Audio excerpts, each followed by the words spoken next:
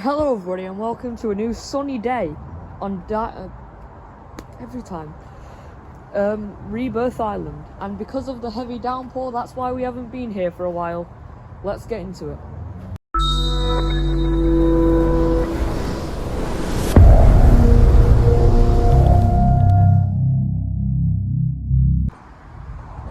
Here we see a dead young Triceratops and the culprits of the death, the two T-Rexes.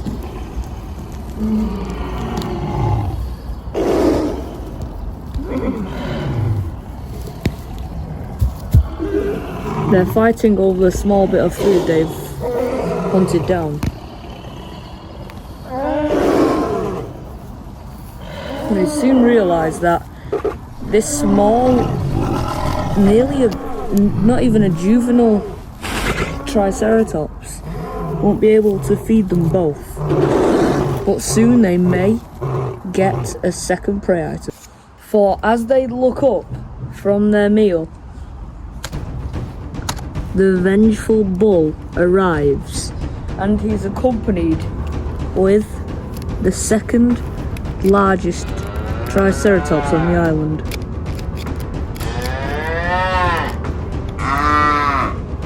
The rivalry is true, and they engage in a battle. Scotty bites down on one of the horns. It seems like he's got the upper hand, but he's pushed away by the shield. It seems like that's one of the things he got off his father, the kicking method that these T-Rexes somehow adopted. He bites down on the back of the shield, trying to pull him down, but he's knocked away and headbutted.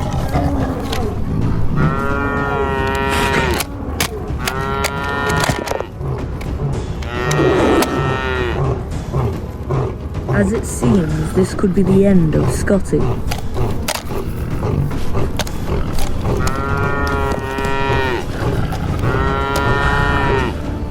He pulled a life-saving move.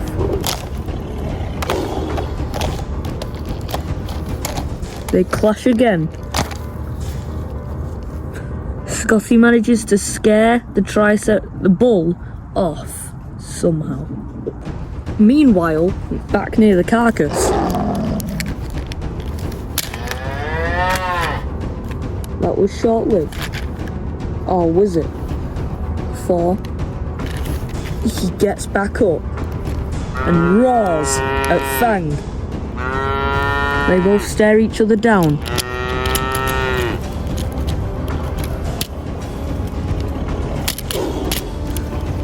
Fang is almost struggling. She's good at ambush hunting and hunting in general, but not the best at fighting things that could kill her easily. In other words, she's not good at defensive. But this comes with a fatal ending. Fang jolts back and runs off a bit because the Triceratops has bit her hand hard.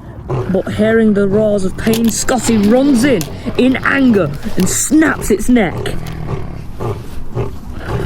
Fang walks over, her arm bleeding horribly. Scotty comforts her.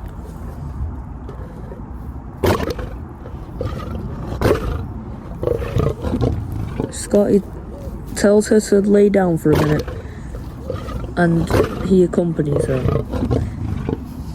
For these two, it wasn't really fatal, it just hurts a lot. But it sure was a scare. The Triceratops herd now feels a bit more empty, with the loss of two members. Here we see a small juvenile pteranodon. In fact, the same one that took down our drone the other day, if you remember that. Haha, it was so funny. But luckily, it seems like a larger predator of the skies has got our backs. A large Archaeopteryx swoops in and kills it. The reason why this Archaeopteryx killed it was because this little opening in this tree is its nest. Yes, I find this quite amazing too, for how they are able to perfectly construct these large holes in these trees and just make them their homes. I find quite remarkable.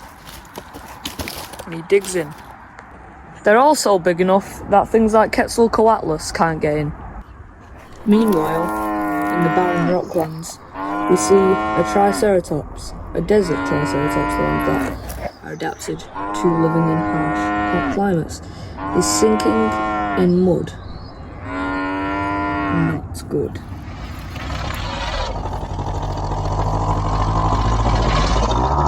But luckily, Boss the Dilophosaurus passes by, because he is after larger prey.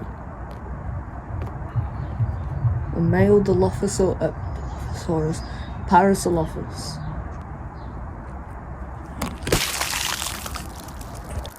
Now you must be wondering, why is Boss alone all the way out in the desert? Well, during the incredibly harsh winds and rains, he got separated, for the rain was so heavy and it was such a bad downpour that he couldn't even see past the rain. He was stuck in the forest and ended up all the way out here. He doesn't know his way back, for it was the middle of the night too.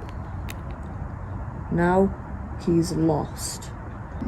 Now, if you remember what we said in the King of Rebirth Islands, Home is Where the Hell Is, I believe it was.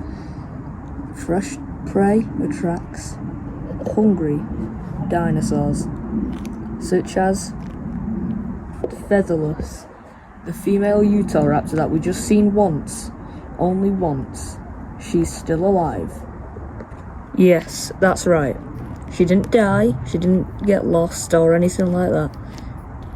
She is still thriving. Now, it turns out the males don't even have tiger stripes. They now have evolved feathers. Well, not evolved them, but they now have feathers at least. We haven't seen that many Utahraptors around, but at least we know that they're still around, just a bit, secretive in where they are.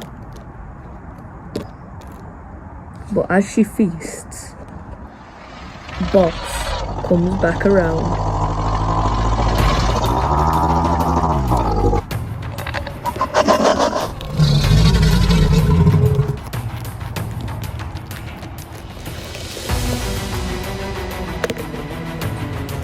Boss creeps closer, but then gets hit in the face by the tail and she makes a break for it.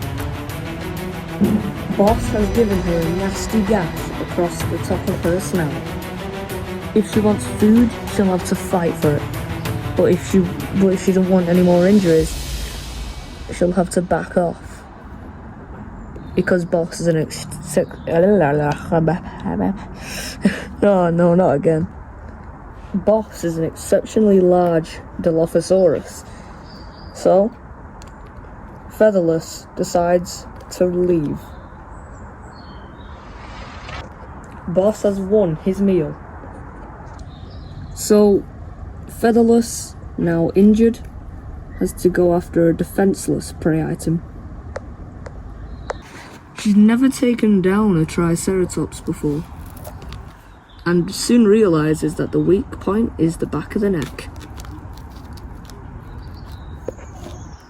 Featherless soon digs in, enjoying her meal.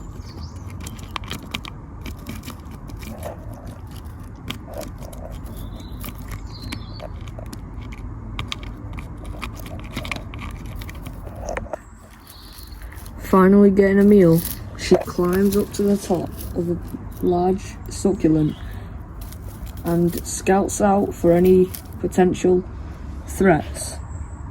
None. But meanwhile, back in the plains, we see something. It's a younger T-Rex. Now we realise something. The larger carcass hasn't been touched, well, besides the jugular bite. The smaller one has, though, like a lot.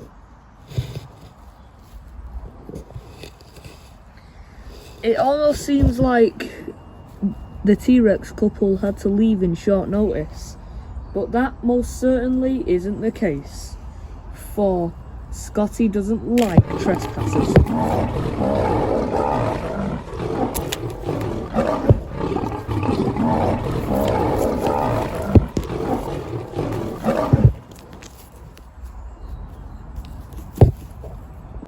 Now, in the forest nearby, under a large tree, we see Fang just peacefully laying down and resting after the injuries, plural, she took. And anything that comes anywhere near their territory, Scotty chases off, because obviously, first off, it's his territory, and second off, he's protecting her mate. Her mate? Oh, his mate. I cannot speak today. It's quite bright too, which is annoying. Luckily, the sun kind of dims a bit. They've picked a very convenient spot, in fact, for it's very hidden and very hard to find.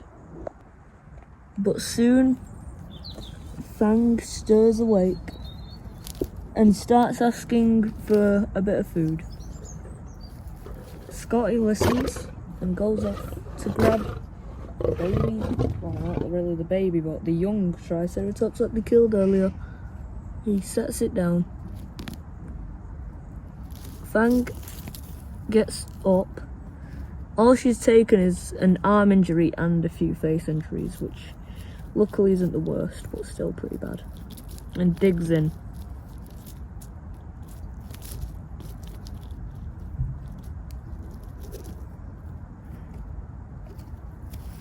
She soon lays back down.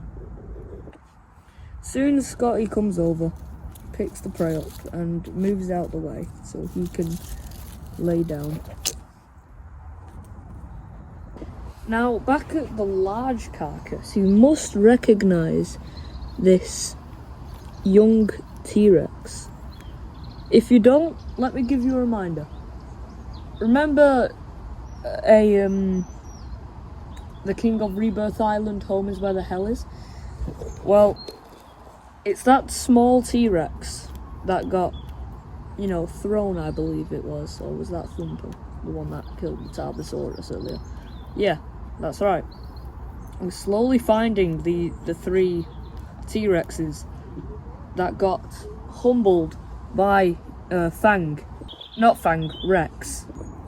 He soon hears Scotty approaching, but decides to get as many calories in as possible.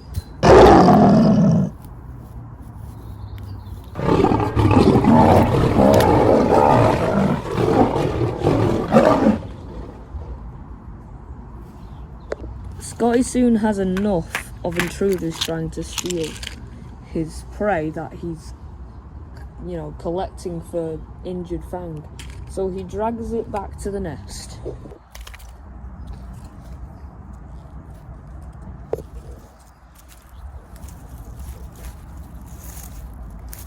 He lays back down. But meanwhile, a Euophocephalus is being tormented by Stripe. Yes. It turns out that the whole pack got separated instead of just Boss. It's a lot worse than the whole storm thing that happened, if you remember.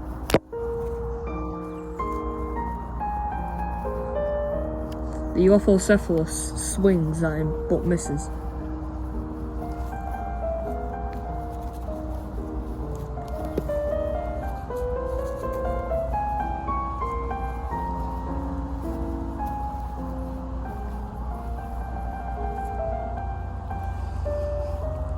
The Euophocephalus isn't even getting hurt, it's more of an annoyance.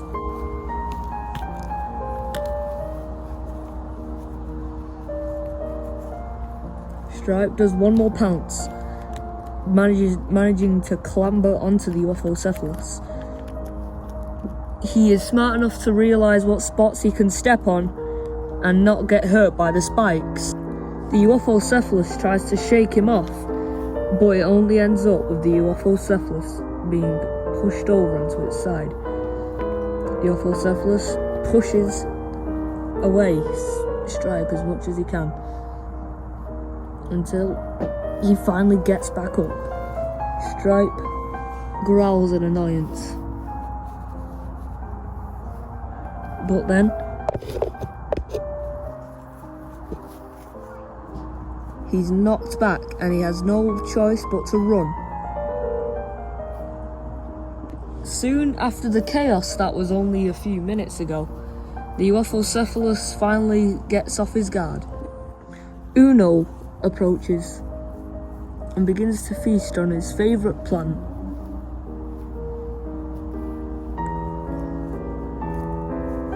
Now you can see what natural selection does on this island, and you can see that the Uffocephalus has grown pretty large. Hell, even the Uteranus ended up getting smaller to adapt to more of a forest hunting lifestyle.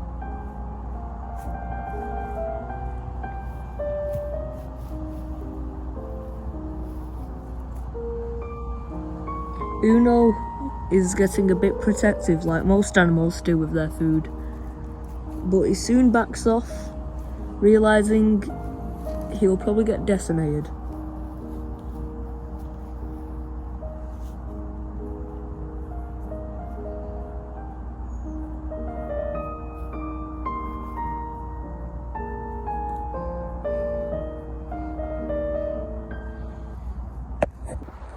Thanks for watching this episode of Dinosaur Island. No, Rebirth Island.